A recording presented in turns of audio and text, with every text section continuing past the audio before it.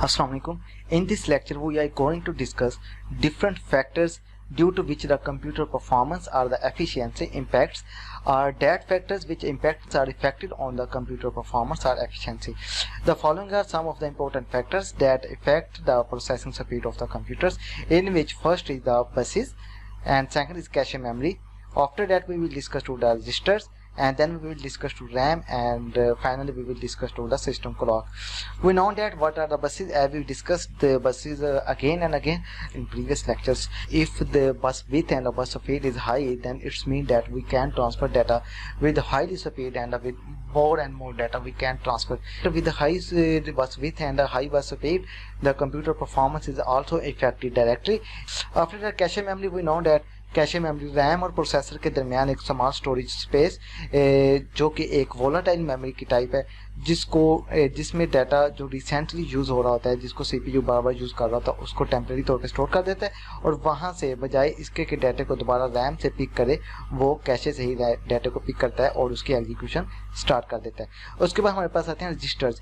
We know that registers are the small storage units which are embedded on the processor.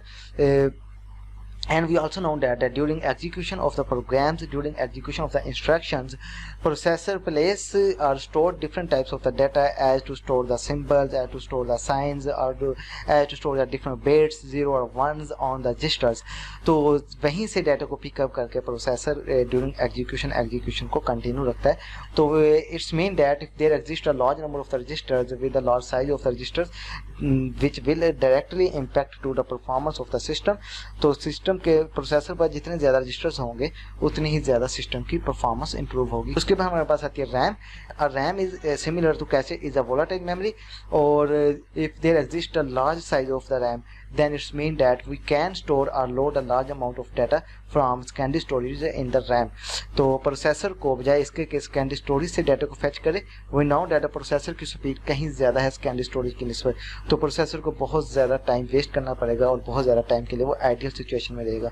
तो जितना से ज़्यादा RAM का size होगा उतना ज़्यादा रैम के अंदर डाटा लोड हो सकेगा और प्रोसेसर इजीली डाटे को रैम से पिक करेगा और वहीं से डाटे की या प्रोग्राम की एग्जीक्यूशन को कंटिन्यू रखेगा.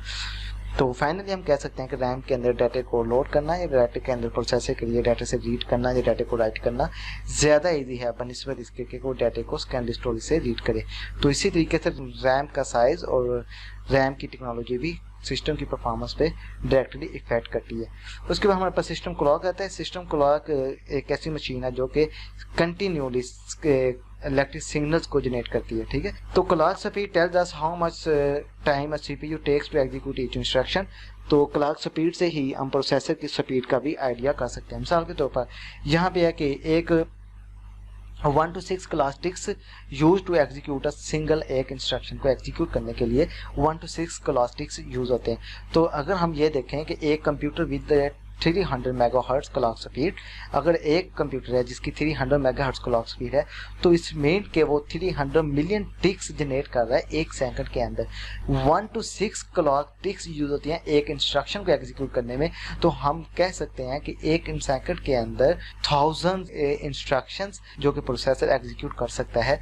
तो यहाँ से हम क्लॉक स्पीड से हम सीपीयू की स्पीड को डिटरमाइन कर सकते हैं, आइडेंटिफाई कर सकते हैं, because 1 to 6 clock ticks are used to execute one instruction, while a system clock can generate 300 million ticks in a 1 second. That means that a CPU can execute million instructions in a 1 second. तो थे हमारा आज का topic, जिसके अंदर हमने वो parameters, वो फैक्टर्स देखे जिसकी वजह से सिस्टम की, कंप्यूटर्स की एफिशिएंसी, परफॉर्मेंस इफेक्ट करती है. तो इंशाल्लाह मिलते हैं नेक्स्ट लेक्चर में. Thank you. अल्लाह हाफिज़.